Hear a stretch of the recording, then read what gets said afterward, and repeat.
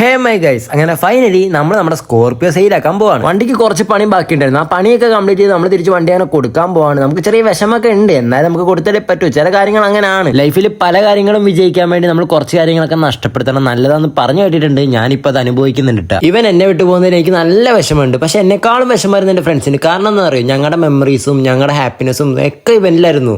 കാരണം ഇവനിൽ കുറെ മെമ്മറീസ് ഞങ്ങൾക്ക് ഉണ്ടായിരുന്നു. ഇനി ഒരു ന്യൂ ചാപ്റ്റർ തുറക്കുന്നവരെ വരെ വെയിറ്റ് ചെയ്യണം. അത് വൈകാണ്ട് തന്നെ തുറക്കും എന്തായാലും. ഇപ്പൊ നമ്മളുള്ള സ്ഥലം മലപ്പുറം കേട്ടോ. അവിടെ ചെന്നപ്പോ എന്തായാലും ഫുഡ് അടിക്കണം എന്ന് വിചാരിച്ച് നേരെ ഹോട്ടലിലേക്ക് വെച്ച് പിടിച്ചുട്ടാ. കുറെ നേരം കറങ്ങി തിരിഞ്ഞിട്ടാണ് ഒരു ഹോട്ടൽ കണ്ടുപിടിച്ചത്. ഹോട്ടൽ കണ്ടുപിടിച്ച് കഴിഞ്ഞപ്പം ആകെ ഒരു സമാധാനമായിരുന്നുണ്ട്. പക്ഷെ കയറി ചെന്നപ്പോൾ ഒരു ഒറ്റ മനുഷ്യൻ ഉണ്ടായിരുന്നില്ല. അപ്പൊ നമ്മൾ വിചാരിച്ചു ഫുഡ് എടുത്ത് അലമ്പാണ് വലുതാണെന്ന് വിചാരിച്ചു. പക്ഷെ ഫുഡ് കഴിച്ചപ്പോൾ മനസ്സിലായി അടിപൊളി ഫുഡ് ആയിരുന്നു കേട്ടോ. ഞാനൊരു ബിരിയാണി കഴിച്ചിട്ടുണ്ട്. എനിക്ക് ബിരിയാണി കണ്ട് പറ്റില്ല. പക്ഷെ ഇവനാണ് നേരെ മന്തിലാണ്ട് പറ്റില്ല. എവിടെ ചെന്നാലും മന്തി മന്തി മന്തി. പുറത്തൊക്കെയാണ് നല്ല മഴയായിരുന്നു കേട്ടോ. മഴയത്ത് വണ്ടി ഓടിക്കാൻ വേറൊരു ഫീൽ തന്നെയായിരുന്നു. പിന്നെ അവസാനം നമ്മുടെ ഡീലറെ കണ്ടുപിടിച്ചിട്ടു. അപ്പോഴേക്കും നമ്മളെ കൂട്ടം നമ്മുടെ അളിയനൊക്കെ വന്നു. പിന്നെ ഇനി നമ്മുടെ വണ്ടി നമ്മളെ വിട്ടു പോകാൻ സമയമായി. അപ്പൊ നമ്മൾ അതിന് ടാറ്റ ബൈ പറഞ്ഞ് നേരെ പോയിട്ടാ. ഇനി എന്തിട്ട് പറയാനാ, സമയം ഏതാണ്ട് പാതിരാത്രി ആയപ്പോഴേക്കും വീണ്ടും വിശപ്പ് വന്നു. പിന്നെ നോക്കില്ല, ഹോട്ടലിലേക്ക് വെച്ച് പിടിച്ച് ഫുഡ് അടി തുടങ്ങിട്ടാ. പോകുമ്പോൾ വണ്ടിക്ക് എണ്ണ അടിക്ക് ഇറങ്ങിയത്. എണ്ണ അടിക്ക് ഇറങ്ങിയപ്പോൾ കാര്യം ഞാൻ ശ്രദ്ധിച്ചത്, ഇനി കുറച്ച് നാളത്തേക്ക് ഇവന് ഒറ്റയ്ക്കാ, കുറച്ച് നാളത്തേക്ക് മാത്രം.